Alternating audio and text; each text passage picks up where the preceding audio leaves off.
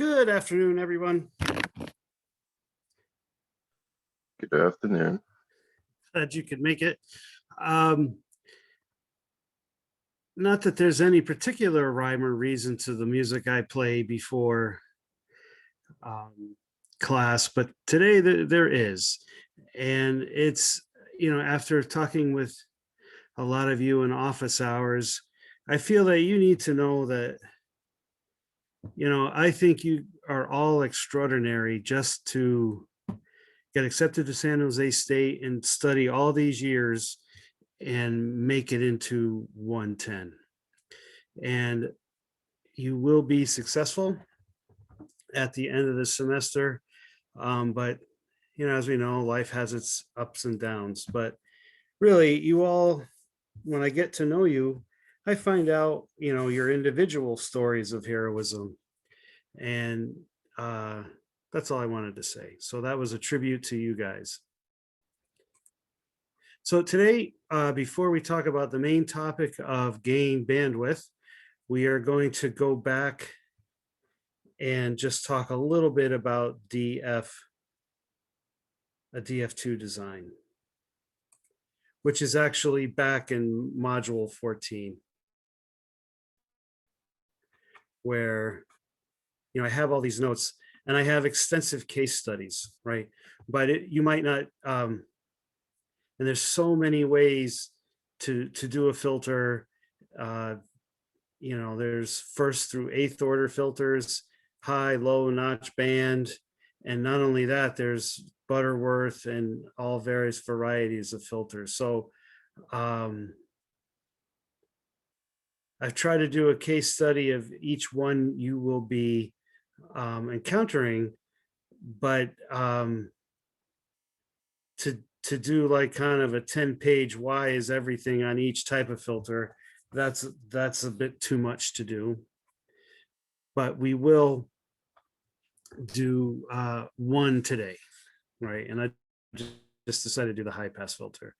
So there's some things, right, that some notes that, here's the procedure, and I'm just calling your attention to where the information is, and then we can go and then go do one, right? And the case study will be a third order high pass. I didn't get to the low pass, so just edit that. At 44 kilohertz, here was some Python code. You can click on that and get the Python code, and you will get these constants, right?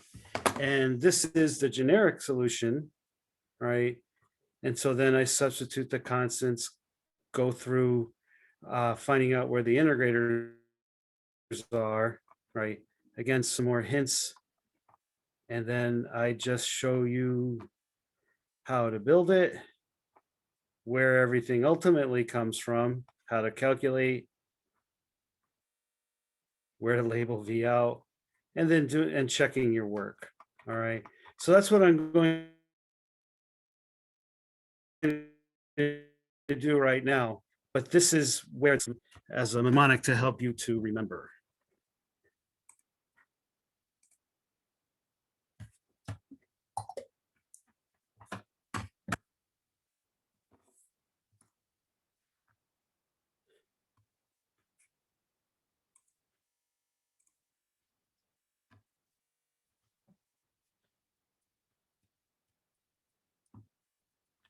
So we're going to do a third order filter. And like I said, the generic equation for that, I'm writing out right now. And you can see that you arrange the powers of S in descending order, right? In this case, there's only one power of S in the numerator. And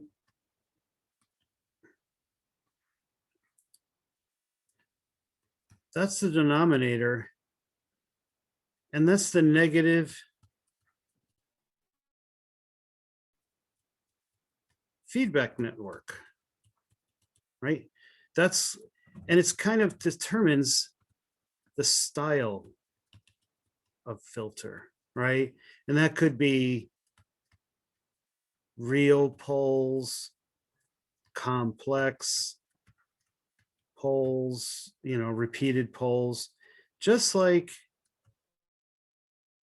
in our RLC example, right? No matter how they were connected,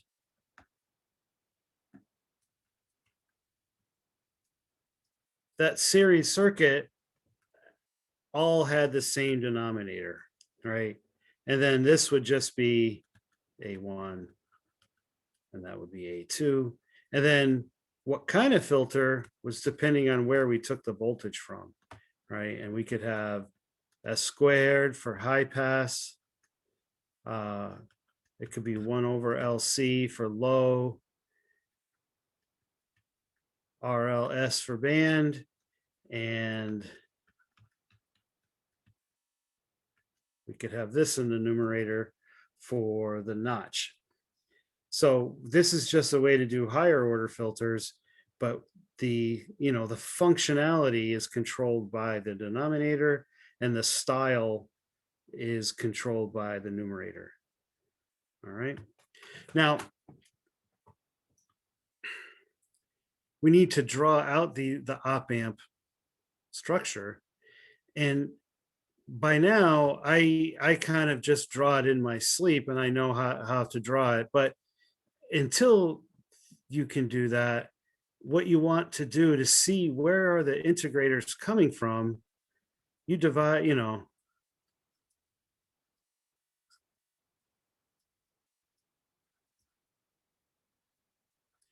multiply the transfer function by 1 divided by the highest order of S. All right. So then we get this.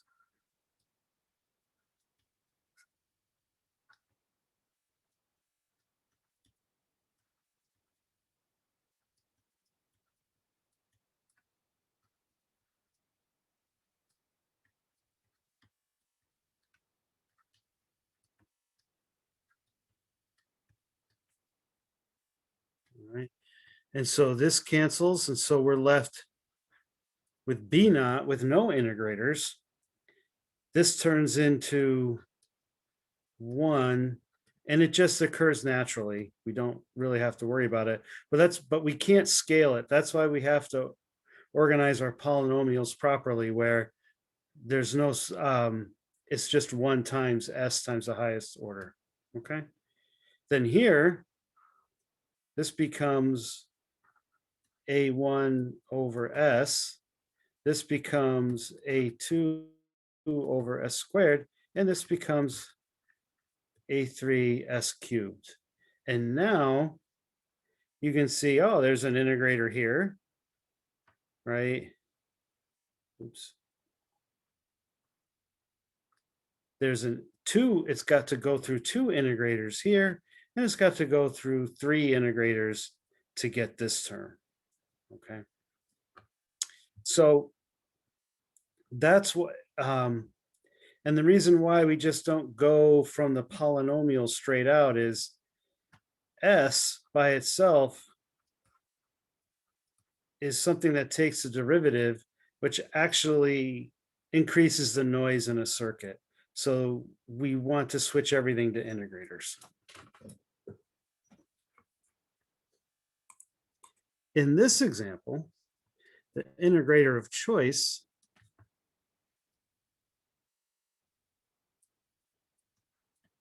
is the inverting integrator.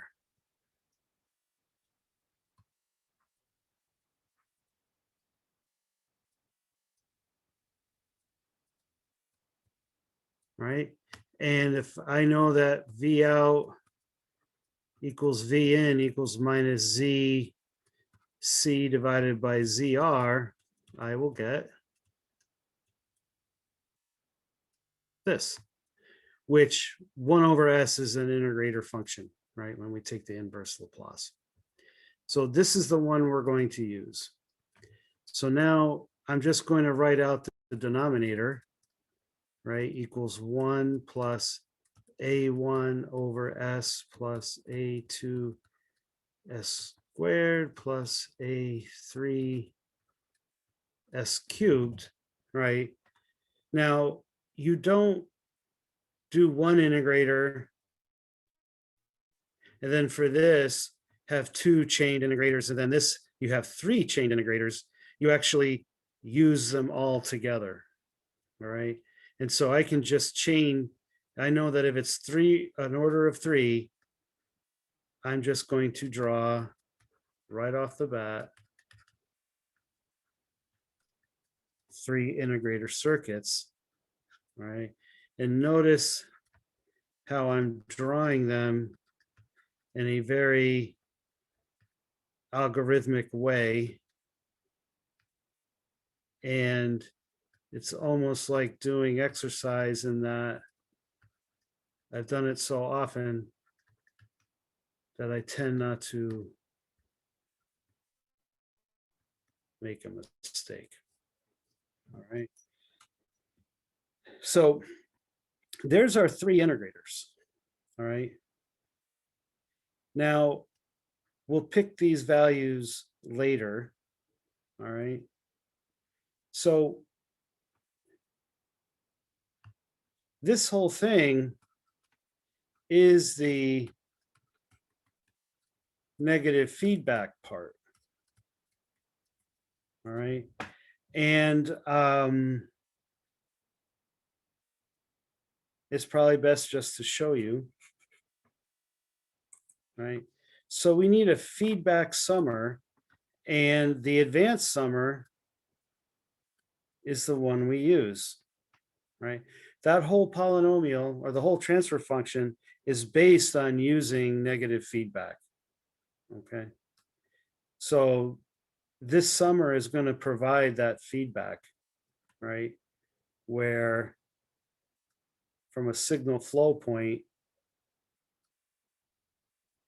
we'd have this. We'd have 1 over S.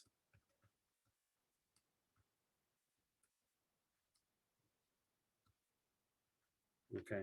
Now that's not exactly what we have, because this is minus 1 over R1 C1 S, right? This is minus 1 over R2 C2 S. Okay. And then they get multiplied through, right?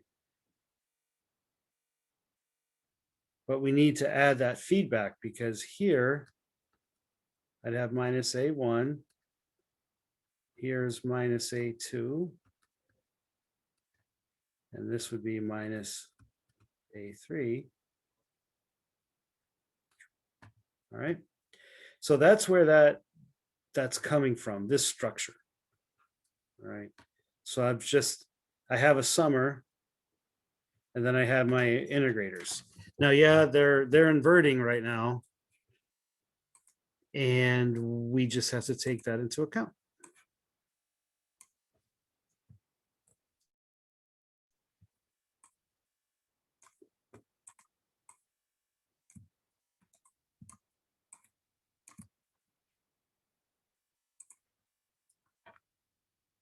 So whenever I draw the summer,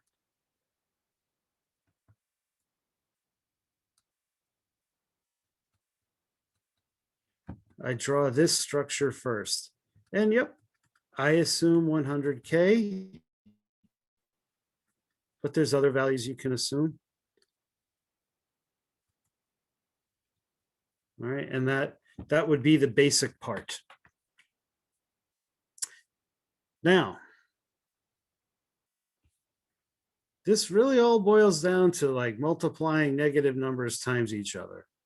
So if I have a negative number here already, right? So what's coming out of here is whatever was input into it times this transfer function, which is negative. If you remember that system diagram,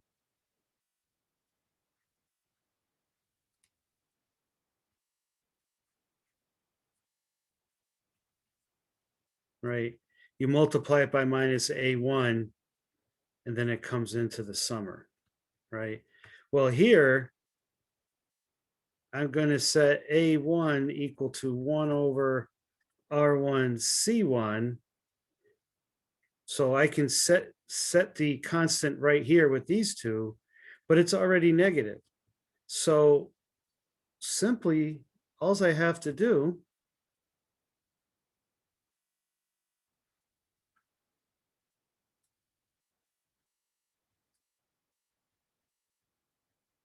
is put the negative feedback here, right? Because it's already negative. So adding a negative, multiplying a positive by a negative is still negative, right? Again, because I'm going to set the A constants inside the integrators, all I need are gains of 1 over here, which really simplifies the summer design. Now we come over here, right? This is going to be 1 over R1, R2, C1, C2, S squared, right? Which equals,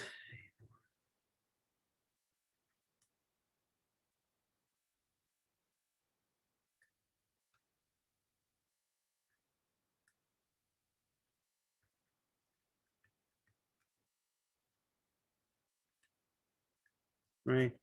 This is already A1, or this 1 over R1 and C1 is already A1. And so then I'm left with these guys here. Notice it's a positive now, right? Negative times a negative is positive. I need negative feedback, right? So I have to turn it negative. How do I do that? Well, I go into the inverting side.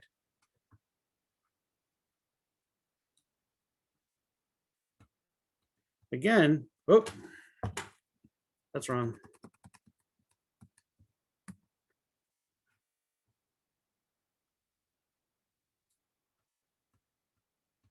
Right? The A2 constant is set by here, or it's set by both of these. All right. So it's this is already coming out scaled properly. So then I just have to make sure I subtract it. All right. And by a similar logic, right? This is this times this times this. So it's minus, right? R1, R2, R3, C1, C2, C3, S cubed, right?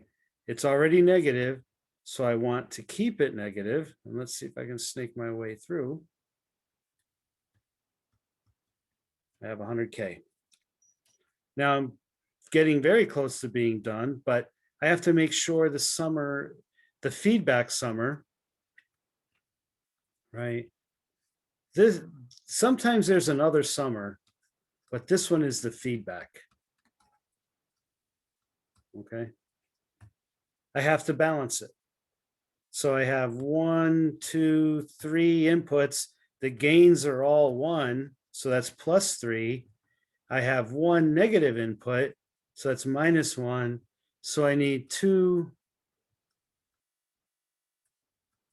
resistances at 100K, which can be combined in parallel to 150 kilo ohm resistor. So now the whole circuit is now structured properly, and I have the resistance values for the summer. What remains to be done is calculating these values and selecting V out. So now, rather than draw it, I'm going to go back here, right?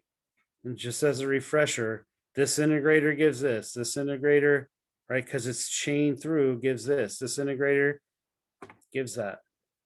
Okay, that's the beginning. And that's with the feedback network, but no dummy resistors. And that's with the feedback network and the dummy resistors added. But now we need to calculate everything. And here's where everything is. So what I do is I assume a capacitance value, and just so you know, I chose 100 nanofarads, but then my resistance values were on the order of 100 ohms, where I'm trying to get bigger than 2K so that I don't run into loading issues. But so if I just solve for R1, it's 18.1K based on that. Then R2, you really just, multiply it by the first one, because, right, 1 over R1, 1 over C2, it's already there. You've already done that part, right? So you have to take it into account. And then R3 would be this. And it just keeps going like that. So if I had an 8th order filter and I needed R8, right, I would have A7 divided by A8 divided by C. And so all these, the capacitors are the same and the resistors change along this path. Okay. Now it could be that you might get something that you can't do and you have to deal with, you have to do the gains here. But this is just one possible method. You could also keep all the integrators the same and change the gains right here in the summing. And then you'd have different resistors for everything. And I do have examples where I show that, right? It's just this one is very regular and very easy to keep track of. And so, yeah, I make a, an Excel doc to do that. I've given you the link. Whoop.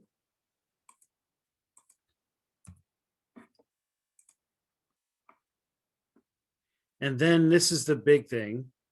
So everything is set, but then it's not done until you label V out. All right. So why is V out there? Let's go back. All right. So just drawing the generic transfer function, we had B naught here.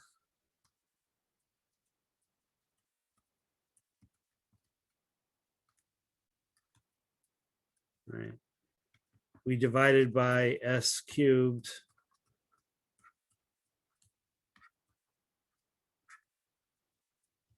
And now all I'm going to care about is the numerator is just B naught. And that happened to equal 1 in this example. So there's no integrators here, right? So what has no integrators? This, right? So that's where V out is. Now, just as a quick aside, what if I had H of S, the denominator is the same, but I had B4, right? No, B3.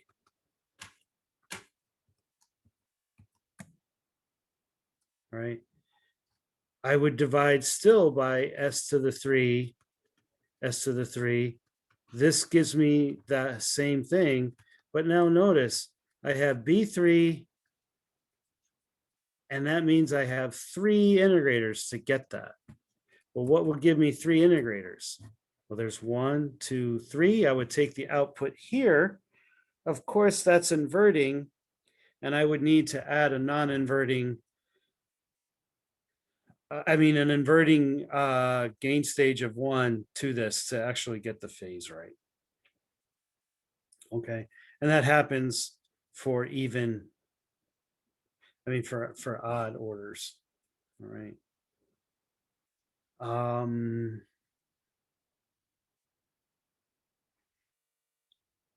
So these are tricky. It's easy to make a mistake. I thought I'd made a mistake while doing this example, and it turned out the phase is a bit hard to understand for this, but so I go, I do my behavioral. Everything's here. I run the plot and everything matches. The reason why there's a roll off here and the phase deviates is because the gain bandwidth or the frequency limitation of the op amp is starting to have an effect, which is in fact today's topic.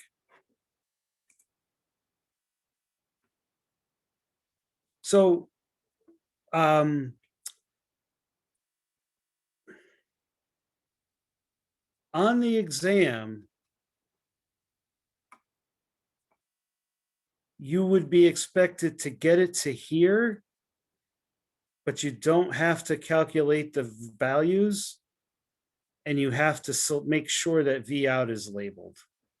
Okay, so you would have a second, third, order, fifth, sixth order filter, high, low, band. You would get a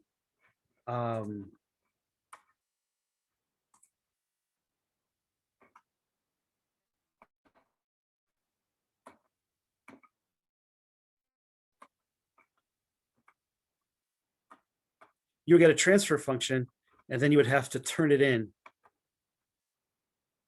to a real circuit. But notice how here the R and C's aren't set, but what's also not set is output. All right, this placing out is almost most of this problem, because the rest is just algorithmic, right? And it's open book, open note. So being able to say where V out is coming from is really critical. Making sure that you know how to draw an inverting integrator, making sure that the feedback is coming, the negative ones come in on the positive side, the positive ones come in on the negative side, and such.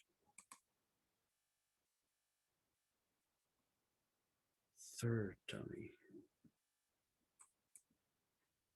So since the constants are set here in the blue, red, and green, right? All I need to do is multiply whatever's coming out of here by 1 or -1. So if I have 100K, so I have an input here, 100 to 100 to 100, that's a gain of 1. This is a gain of 1. This is a gain of 1. So that's +3, right? Here, I have an input, right? It's not coming to the output. It's being fed into the input. So that's a -1 gain. So I need 2 more -1 gains to balance it. So I just put 2 resistors there. I only do that so it's easier to see what I'm doing, right? I'd actually put like a 50 kilo ohm resistor. All right. So if I put a third one, well, then it wouldn't be balanced.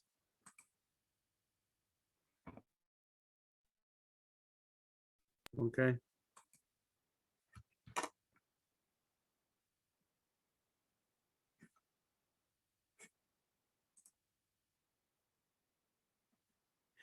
Right. Rn gives a +1 gain because 100K divided by 100K, right? This is balanced, gives me a +1 gain.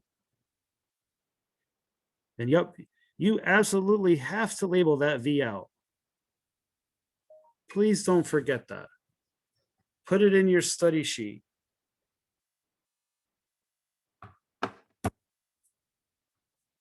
Okay.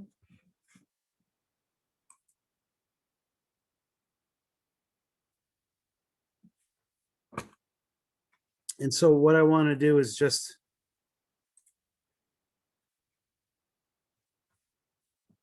so again, Place what in the study sheet again? excuse me? What do you say we must not forget and put out in the study sheet? I'm going to write it. Label V out. Okay. I see. Okay. Sorry. I think my internet is acting up. Where did B3 come from? This was a different example of a low pass. Okay. And so I'm just going to re-summarize what's going on. Okay. So if you saw H of S equals B3, not S cubed, B3. And then you see S cubed plus A1 S squared plus A2 S plus A3, right? Now let's just say keep it 44 kilohertz, right? Keep it Butterworth, right? These constants are all the same. That feedback network.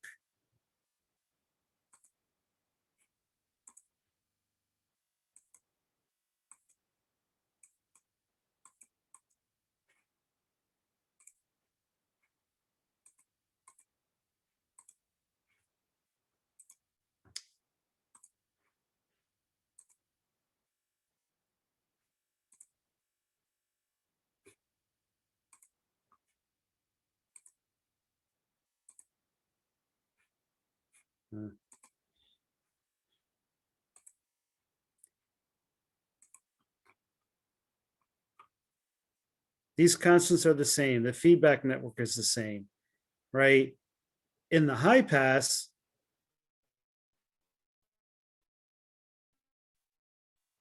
we took it here. We have this. All right, well, where do we take the output now?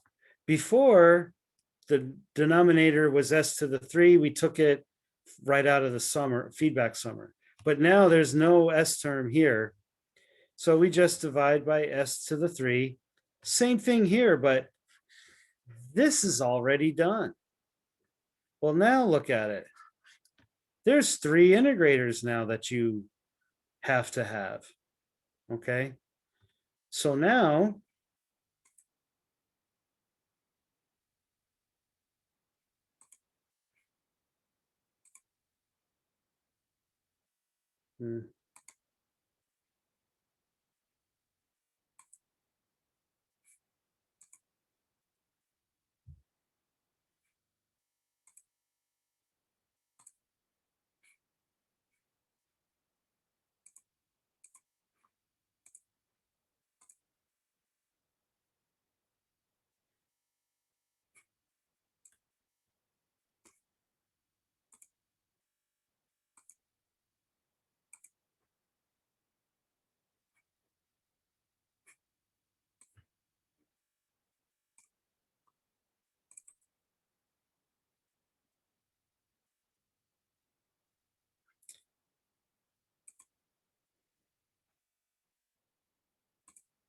so there's our high pass shape.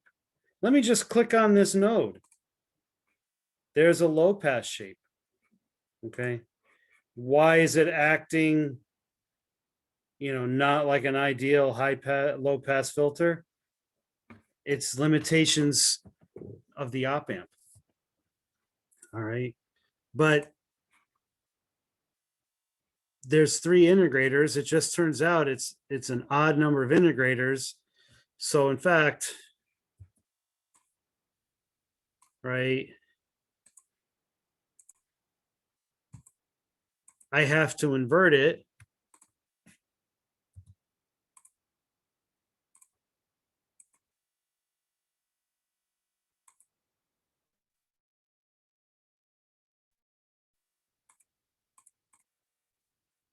Okay. Call this out.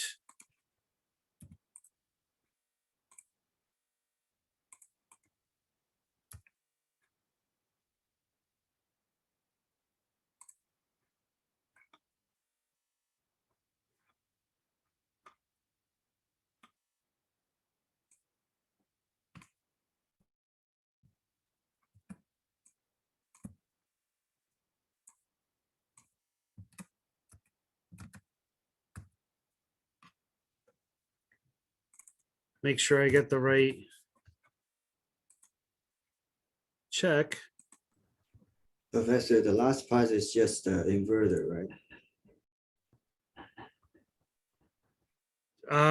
Just let me.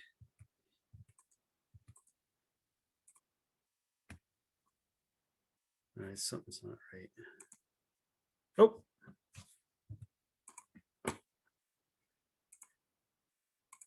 That's what it's supposed to be. Yes, I had screwed up. Right. And again, this phase deviation and magnitude deviation is just due to non-ideal op amps. So you can see that they match. Okay.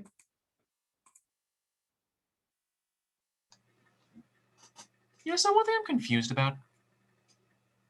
Sure. Okay, remind me again how exactly we determine how many resistors we need? Mm-hmm. Yeah, keep going. Yeah, I'm still confused as to how do we know how many dummy resistors we need, and how do we determine what their values need to be?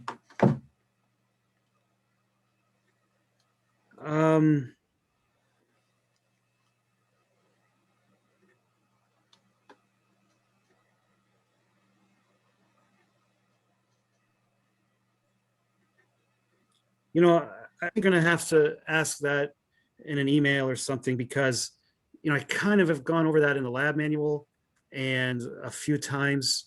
Okay. And so I might just end up giving the same explanation, right? But I assume 100K on these feedback resistors, right? And then when I use the advanced technique, the gain from this one is 100K divided by 100K. That's one.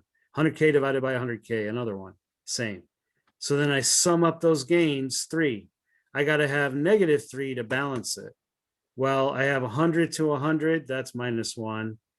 100 to 100 and -2, 100 to 100, that makes it -3. The sum of the gains equals 0. Okay. We got to think of another explanation. And I also have to get on to gain bandwidth today. Okay. Okay. So yeah, Andrew, you're right. That's a good way of thinking about it. You use the inverting op gain stage to fix the phase. Although if this were going into a summer, you wouldn't need that. You would just put it on the inverting side and it would come out. So sometimes you have to know where things are going to come from. Okay.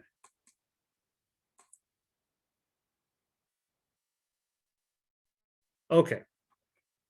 So really that is, I have many case studies on that, all pretty much verified. Why do I mean, one, you need to know how to design a filter, but the reason why I'll take my designs out that far is to prove that it really works. So if I were at home trying to make sure that I had it right, I would do them to this level, and then you'd know you'd have it right. Okay. Now, if we go to the gain bandwidth notes, I have an extensive amount of material that I can't just convert to Google Docs. So I have links here. Now, the good thing is that the links to the notes are on Google Drive. So you don't really have to be enrolled in the Canvas shell to access this stuff. Okay.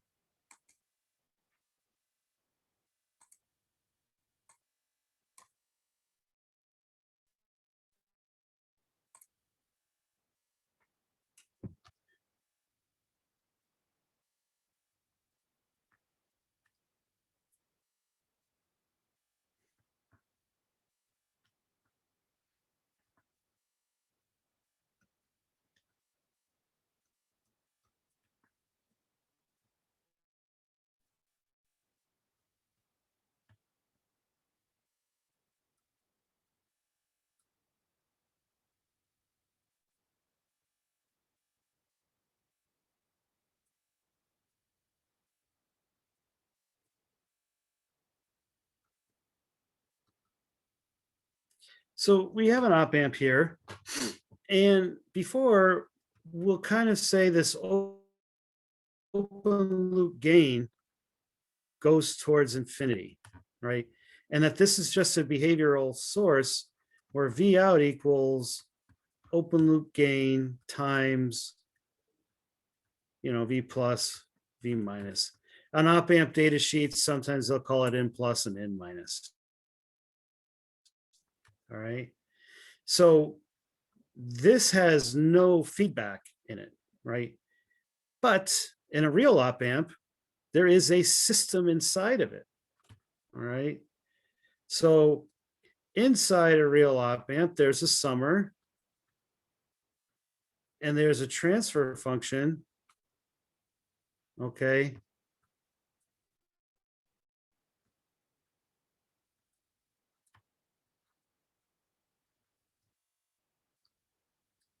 For which there's negative feedback. All right. And the reason all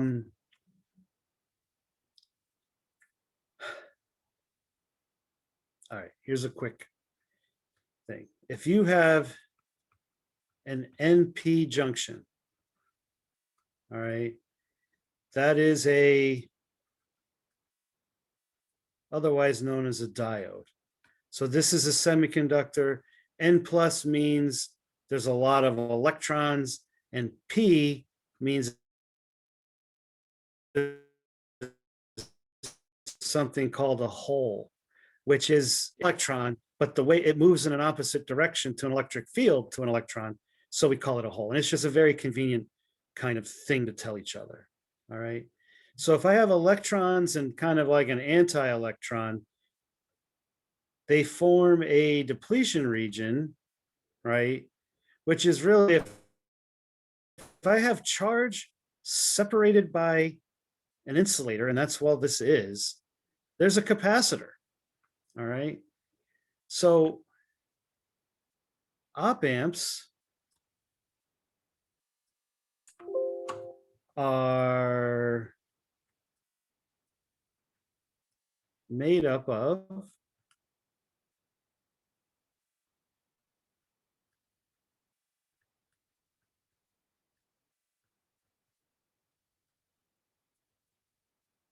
transistors.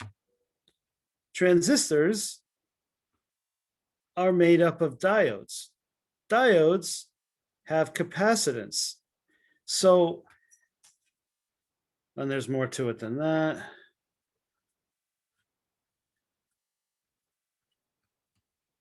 And inside, there's a feedback network inside. You don't have access to it. All right. So, yeah, this whole thing, right, is MADI 153 and EE 128. And then this, you see in EE 124. All right.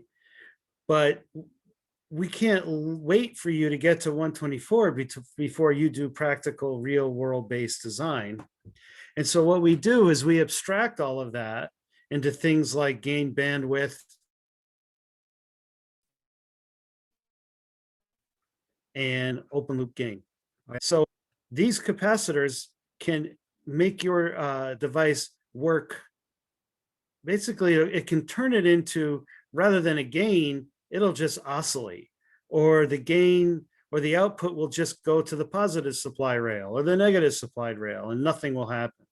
And what you do is you put this resistor capacitor inside the circuit, and it kind of drowns out all these other capacitances.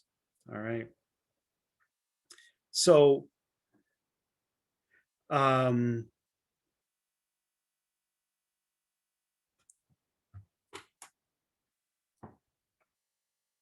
then, so we can just model that system. And so there's a few models of an op amp, right? That's this part here. Well, the model you're used to, you might not realize it, is having the open loop gain at infinity, okay? A model some of you might have seen is the open loop gain is finite. But notice no frequency dependence, okay? There's another model where it's some number divided by S. All right, where it looks like an integrator. There's a model where it's a low pass filter. And then there's a model where you got more than one pole. And it goes on and on. And I mean, it can get more complicated as we go. LT Spice will kind of show you. This is the universal op-amp model. And there's actually levels 1, 2, and 3, which basically will show you, more and more more and more accurate things. All right. And if you wanted to see what LT Spice was really using, you could just add a part. I'll just pick this one right off the top. All right. Let's see.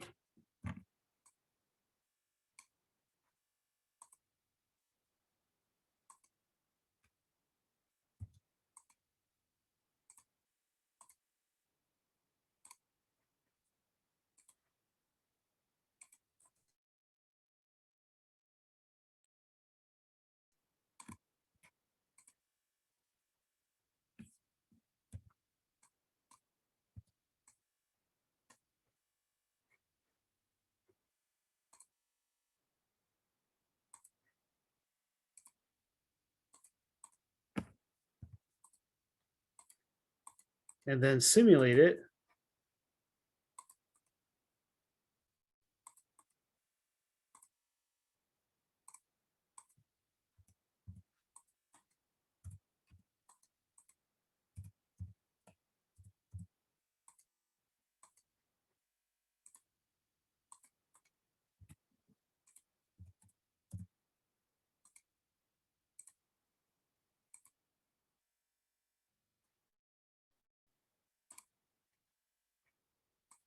And we can get a Bodie plot.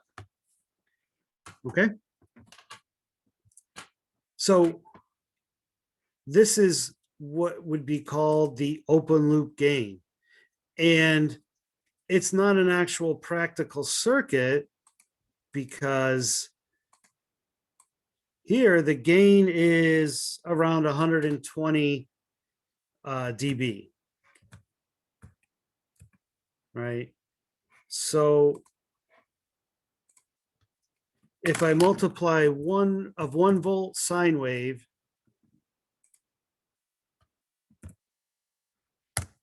a 1 volt sine wave times 10 raised to the 120 divided by 20. And yeah, a 1 volt sine wave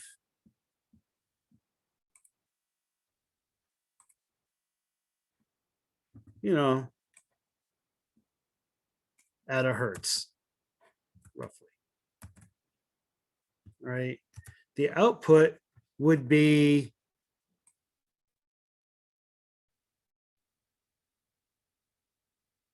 a million volts. Okay. And so even if I put in, I'd have to put in 1 e to the minus 6. So if I put in a microvolt, right, I'd get 1 volt out. So that's just not very practical. There's other circuits to actually measure this. But let's take a picture here.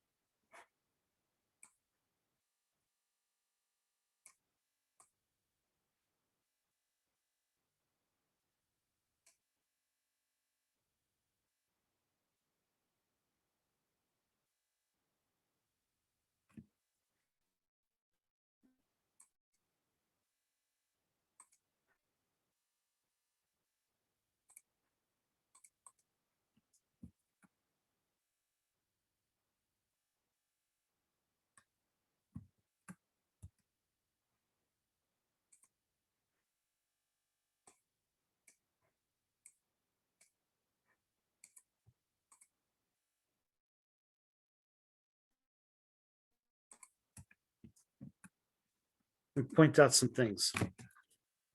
So rather than deal with all those capacitors and what's going on, we have something called the gain bandwidth. And that's where V out over V in equals 1 or 0 dB. It's just definition. All right. So here is our gain bandwidth.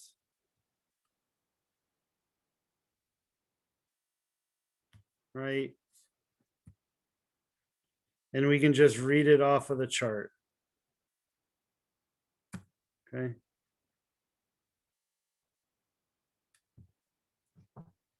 So that number is where the open loop gain with frequency goes to 0.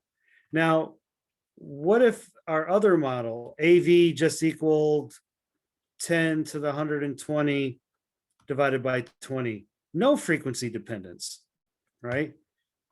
That would just be a strict. That's not good.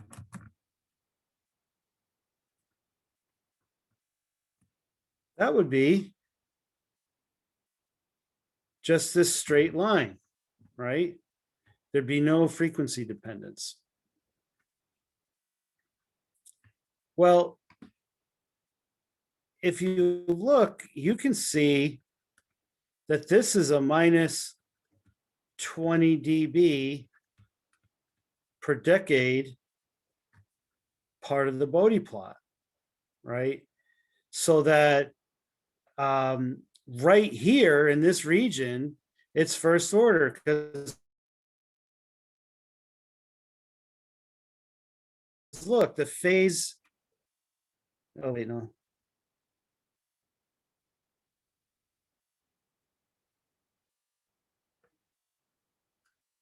Phase is 180. This op amp actually has, they can get rather complicated.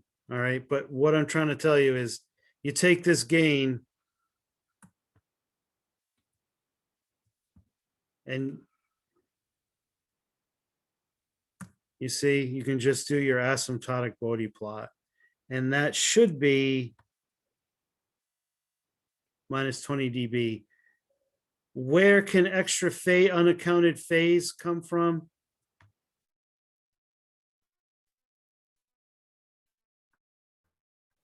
This isn't on the exam. I'm just telling you, but you can have AV S+1, but then you can have poles. You can have roots on the right-hand side, which actually make a negative phase. So it can get really complicated. And this particular model is op amp has a lot going on, because you can see the phase goes from 0 to 180, but it really looks like I'd have to, well, we can just find out. What's the slope? So there's 100.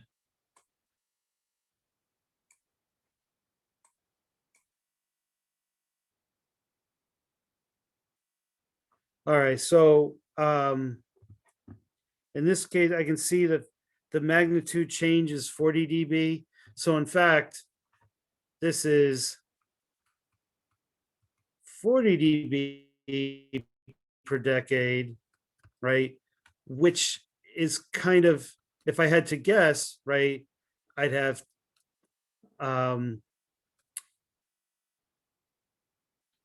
10 to the 120 divided by 20.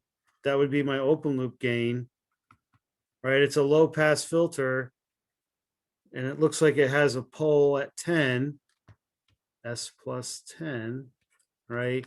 I've got minus 40 dB per decade gain, but right now I'm only seeing one in this regime, one repeated pole. At higher frequencies, you can see that it changes. All right. And then because there's two 10s here, to make sure the math worked out, it'd have to be 100. Now this kind of backwards, what's the system given a Bodie plot? That's actually on the final. All right. But the other important thing is something called the open loop gain. All right. So if this one is a little, I think it's easier to understand. But if we look through the data sheet,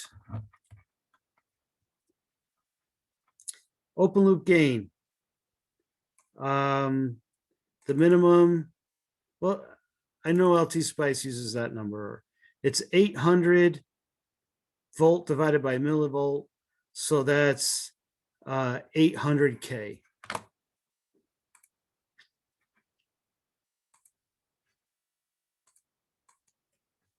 So if I were to do my Bodie plot, I'd have 800K.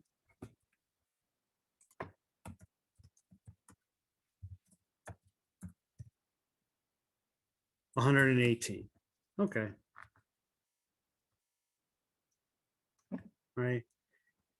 And if there was no frequency dependence,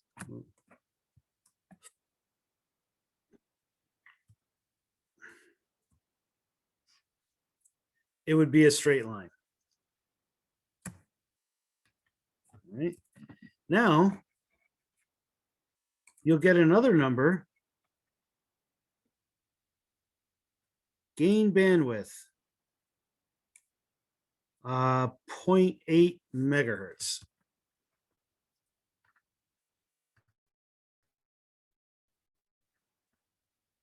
So let's just call that 800 kilohertz. Now,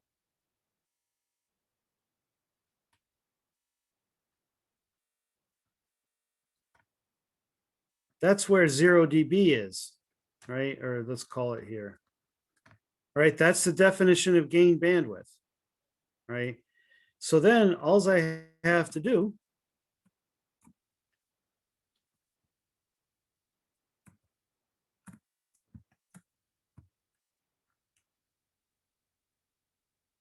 right is I start off at 0 dB.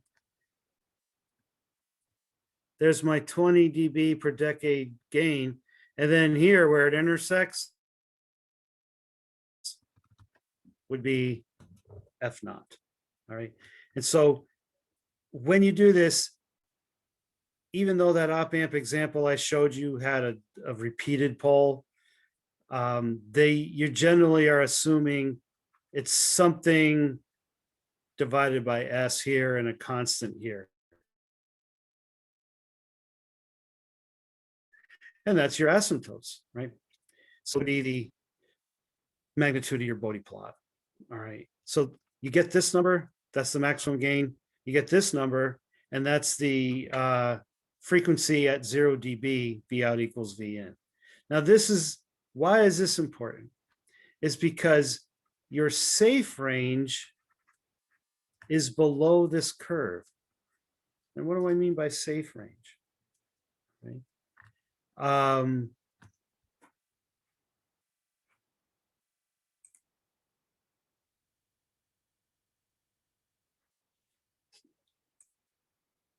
So most op amps are designed so that first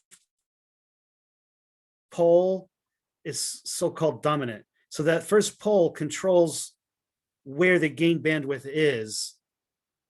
And at that point, it would be 20 dB per decade, right? But the thing that can happen is at a higher frequency, there can be another pole, right? Except the gain bandwidth is usually only one pole is activated.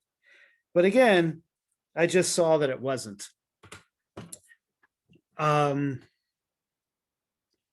That's not necessarily what you're going to be asked to do. It's just knowing that this is your limit, okay? This is your design space, okay? If you had a finite gain, right, this would be your design space. If you have infinite gain, well, then your design space is everywhere, all right? So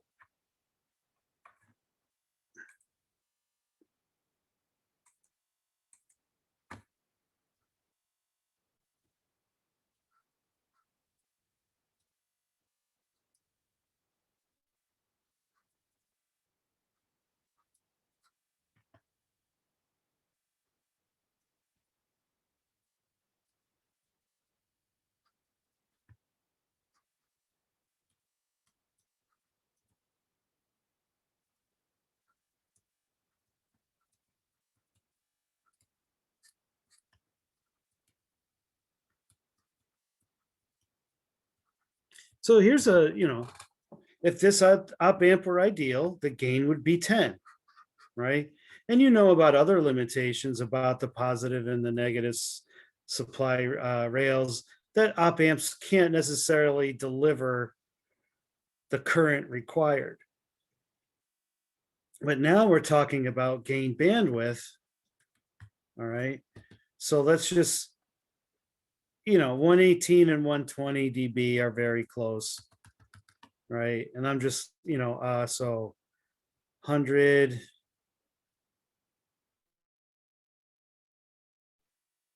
80, 60, 40, 0, right? And let's have 800K, 80K, okay. Okay.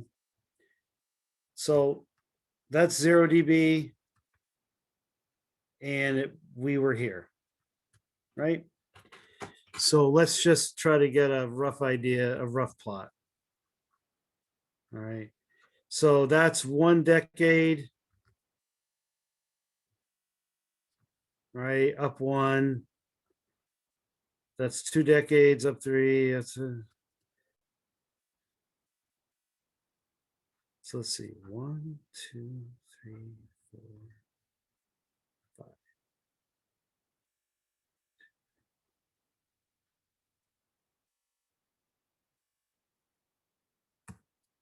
Okay, that would be 8. This would be 0.8, right? Then 120 dB would be like that. So this is our, roughly sketch, this is our design space. Well, 10, right, translates to 20 dB, right? And ideally that'd be 20 dB no matter what the frequency. So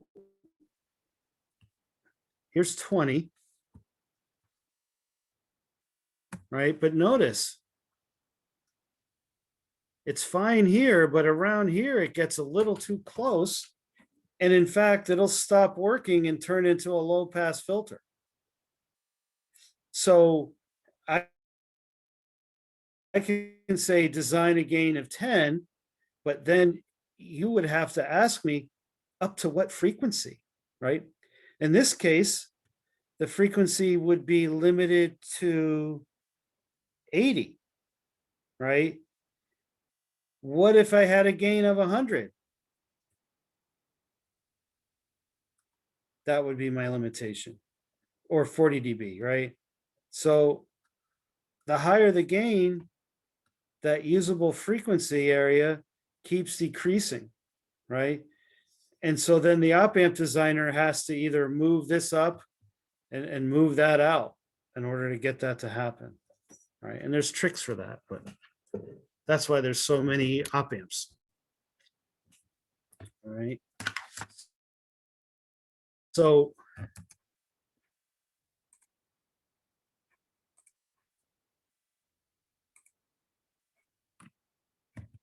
let's get rid of that one.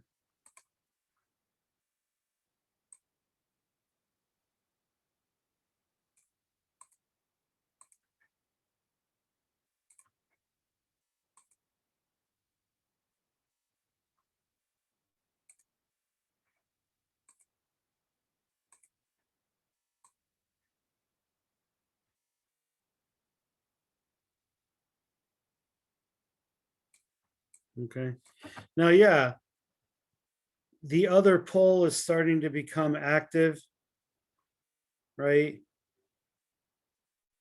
And you can see the bending right there, all right?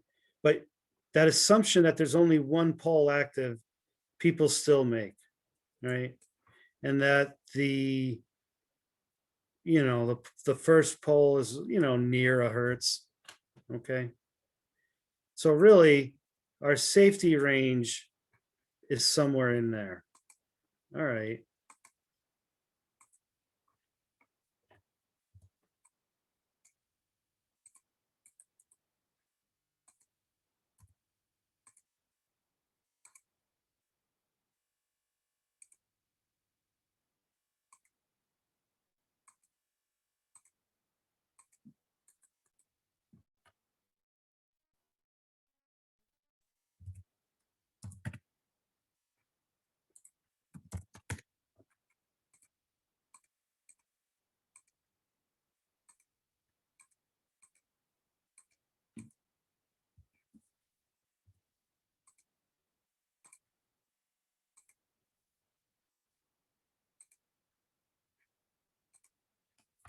So see, that approximation that it's ideal works almost right up to about here, right?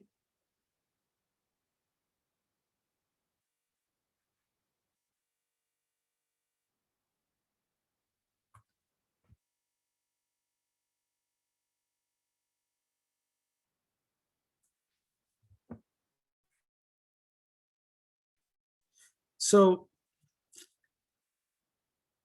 probably what I told you right there is there's a lot of modeling we do, but I pretty much told you the most important part first is that the transfer function has to be here. Now, what if we did a,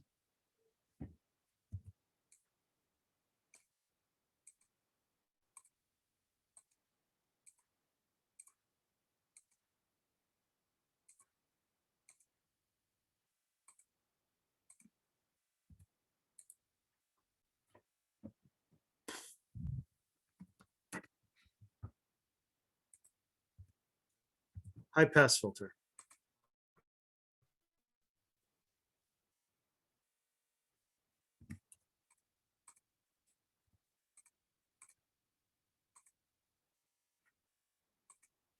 Well, it's high pass, it's working where it should work, but then it just can't go past the limitations, excuse me, of the op amp. So that deviation at high frequencies is due to the gain bandwidth of the op amp, which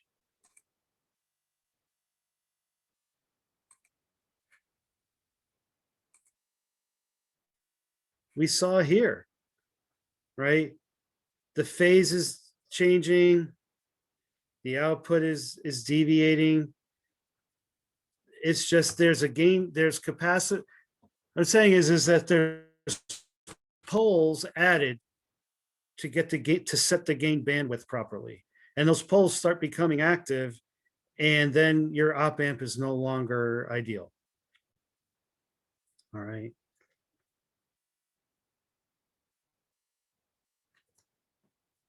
Now, why you haven't run into this before is that your professors, me included, kind of designed lab manuals and experiments and homework questions where that doesn't matter.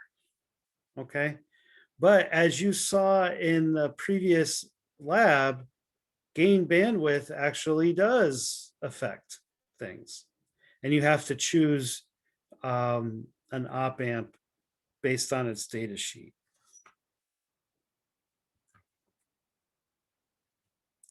So I kind of gave you an intuitive look at gain bandwidth, how to kind of plot it out from a data sheet, and how to make sure that your function, your transfer function, or the magnitude of your transfer function is always below your the Bodhi plot of your op amp. And if you don't have the op amp model, you can find every op amp data sheet has the gain bandwidth and the open loop gain, and you can kind of just do this. Okay. Now, I'll just leave it at that. But how to mathematically model this, right, is actually a topic for next time, because we're running out of time. I'll throw it open to some questions.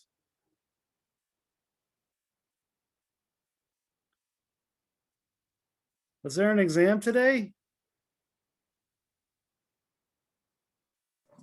No. No. All right. There was an exam last Monday. Yes. That was this Yeah. morning. There was an exam yesterday. All right. Well, maybe people are a little tired. Okay. Or they're looking at it later.